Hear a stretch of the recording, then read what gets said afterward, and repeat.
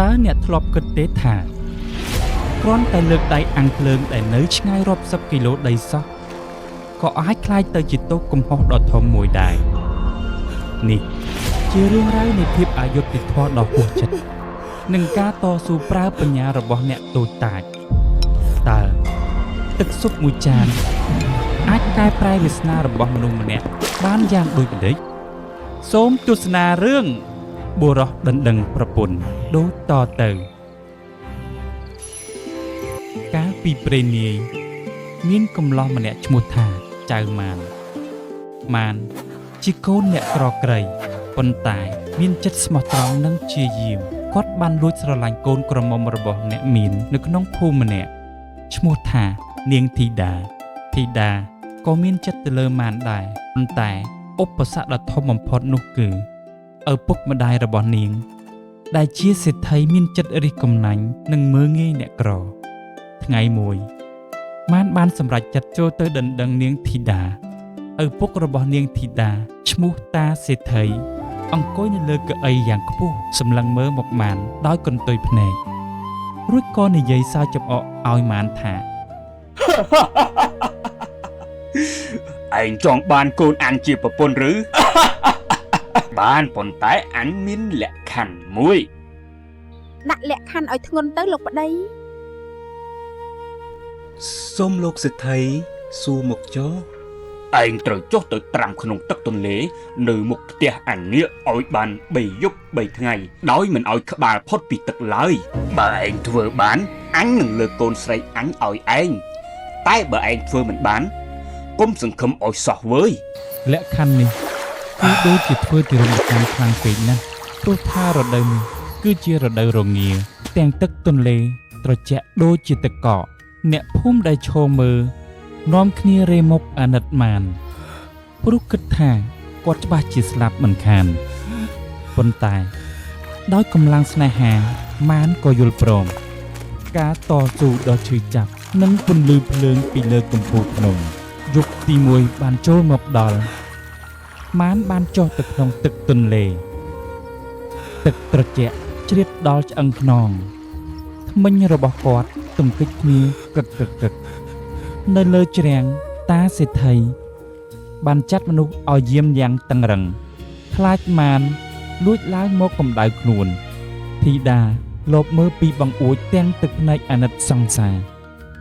យប់ទី2កាន់តែត្រជាក់ខ្លាំងឡើងរាងកាយរបស់ម៉ានចាប់ផ្ដើមស្ពឹកលែងមានអារម្មណ៍គាត់ចិត្តនឹងបោះបង់ចោលទៅហើយស្រាប់តែពេលនោះគាត់សម្លឹងទៅឆ្ងាយ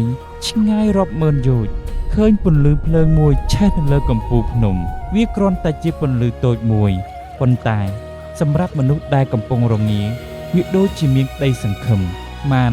បានលើកដៃទាំងពីរញ័រទៅទឹកឡើងធ្វើកាយវិការដូចជាកំពុងអាំងភ្លើងពីចម្ងាយនោះហើយនិយាយប្រាប់ខ្លួនឯងថាដៅហើយភ្លើងនោះកំពុងកម្ដៅអញហើយអញត្រូវតែទ្រាំការធ្វើបែបនេះគ្រាន់តែជាការលួងចិត្តខ្លួនឯងផ្នែកចិត្តសាស្ត្រតែប៉ុណ្ណោះតាមពិតកម្ដៅភ្លើងនោះมันអាចមកដល់គាត់ឡើយប៉ុន្តែពួកអ្នកយាមរបស់សេដ្ឋីបានឃើញសកម្មភាពនេះហើយរត់ទៅរាយការណ៍ប្រាប់ចៅវាយគម្រប់3យប់ម៉ានបានរួចជីវិតហើយដើរឡើងពីទឹកទាំងសភាពស្លេកស្លាំងគាត់គិតថាគាត់នឹងបានរៀបការជាមួយនឹងធីតាប៉ុន្តែតាសេដ្ឋីបែរជាស្រែកកំហកថាបោកប្រាស់ឯងមិនបានត្រាំទឹកដោយសមត្ថភាពទេកូនចៅរបស់យើងឃើញច្បាស់ណាស់ថាឯងបានលួចអាំងភ្លើងដែលឆេះនៅលើកំពូលភ្នំនោះដូច្នេះលក្ខខណ្ឌត្រូវបានលុបចោលឯងមិនអាចយកកូនរបស់យើងបានទេម៉ានតវ៉ាទាំងទឹកភ្នែកលោកសេដ្ឋីភ្លើងនោះនៅឆ្ងាយដាច់កន្ទុយភ្នែកតើវាមកកម្ដៅខ្ញុំបានយ៉ាងដូចម្ដេចខ្ញុំគ្រាន់តែលើកដៃមើលតែប៉ុណ្ណោះតែសេដ្ឋីមិនស្ដាប់បណ្ដេញម៉ានចេញដោយសេចក្តីឈឺចាប់ម៉ានបានទៅប្តឹងនឹងចៅក្រមប៉ុន្តែជាអកុសលចៅក្រមរូបនោះគឺជាមនុស្សពុករលួយតាសេដ្ឋីបានយកមាសប្រាក់ទៅសោកចៅក្រមរួចស្រេចទៅហើយនៅក្នុងសាវនាការចៅក្រមធ្វើជាកាត់ដីហើយនិយាយថាតាមការពិចារណារបស់យើង ភ្លើងទោះនៅឆ្ងាយក៏នៅតែជាភ្លើងភ្នែកអ្នកឯងមើលឃើញតែចិត្តអ្នកឯងទទួលអារម្មណ៍នោះគឺឯងបានទទួលកម្ដៅហើយដូច្នេះឯងជាអ្នកចាញ់ហើយដើម្បីជាការផាកពិន័យដែលឯងមកប្តឹងផ្ដាល់ឯងត្រូវរៀបចំអាហារមួយពេលហើយយកមកឲ្យយើងស៊ីឥឡូវនេះម៉ានដើរចេញពីសាលាជំនុំទាំងអស់សង្ឃឹមទឹកភ្នែកហូររហាមគាត់ដើរចូលទៅក្នុងព្រៃក៏ប្រទះឃើញនឹងសុភាទុនសាយដែលកំពុងអង្គុយលើគល់ឈើសុភាទុនសាយសួរថាអ្នកបងប្រុសមានរឿងអ្វីបានជាយំសោកបោកខ្លួនម្លេះម៉ានក៏រៀបរាប់រឿងរ៉ាវប្រាប់ទាំងអស់តាំងពីដើមរហូតដល់ចប់សុភាទុនសាយស្ដាប់ហើយងក់ក្បាលញញឹមយ៉ាងមានល្បិចកុំបារម្ភអីបងប្រុសរឿងនេះទុកឲ្យខ្ញុំជួយឥឡូវបងឯងទៅរៀបចំអាហារតាមបញ្ជារបស់ចៅក្រមចុះប៉ុន្តែត្រូវចាំពាក្យរបស់ខ្ញុំមួយចូលស្លស៊ុបនោះកុំដាក់អំបិលឬប្រហុកឲ្យសោះចំណែកឯអំបិលនិងប្រហុកត្រូវដាក់នៅក្នុងចានតូចមួយហើយដាក់នៅក្បែរឆ្នាំងស៊ុបនោះ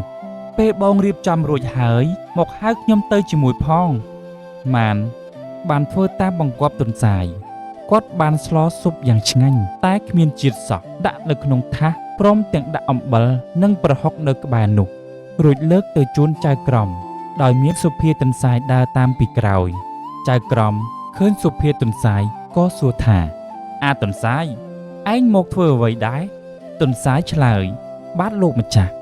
ខ្ញុំមកជួយស្ដាប់ការកាត់ក្តីនិងមើលលោកម្ចាស់ពិសាអាហារដ៏ឆ្ងាញ់នេះចៅក្រមឃ្លានខ្លាំងក៏ដួសស៊ុបមួយស្លាបព្រាពេញដាក់ចូលទៅក្នុងមាត់ភ្លាមនោះគាត់បានស្ដោះចេញមកវិញព្រោះវាសាបដូចជាទឹកទន្លេចៅក្រមស្រែកយីអាម៉ាន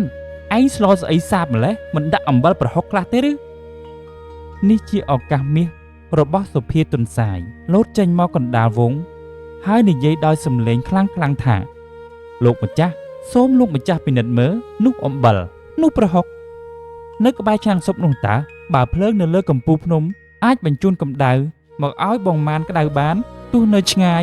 ចុះហេតុអ្វីអំបិលនិងប្រហុកដែលនៅក្បែរស៊ុបប៉ុណ្ណឹងសោះមិនអាចបញ្ជូនជាតិប្រៃចូលទៅក្នុងស៊ុបបានចៅក្រមឮដូច្នេះកាំងមាត់មុខរបស់គាត់ឡើងក្រហមអ្នកភូមិដែលគេមកមើលនាំគ្នាសាយកងរំពងនិងទះដៃអបអរសាទរចំពោះប្រាជ្ញារបស់ទុនសាយតាសេដ្ឋីអស់លះអោនមុខចុះដោយអាម៉ាស់ដោយមិនអាចប្រកែកនឹងហេតុផលដ៏ត្រឹមត្រូវបានចៅក្រមក៏ត្រូវបង្ខំចិត្តកាត់ក្តីឲ្យម៉ានឈ្នះភាគបញ្ចប់សុភមង្គលទីបំផុតតាសេដ្ឋីត្រូវបង្ខំចិត្តរៀបការកូនស្រីឲ្យទៅម៉ានតាមសន្យាម៉ាននិងធីតាបានរស់នៅជាមួយគ្នាយ៉ាងមានសុភមង្គលរីឯសុភាទុនសាយក៏បន្តដំណើរទៅក្នុងព្រៃដើម្បីជួយអ្នកទុនខ្សោយដទៃទៀត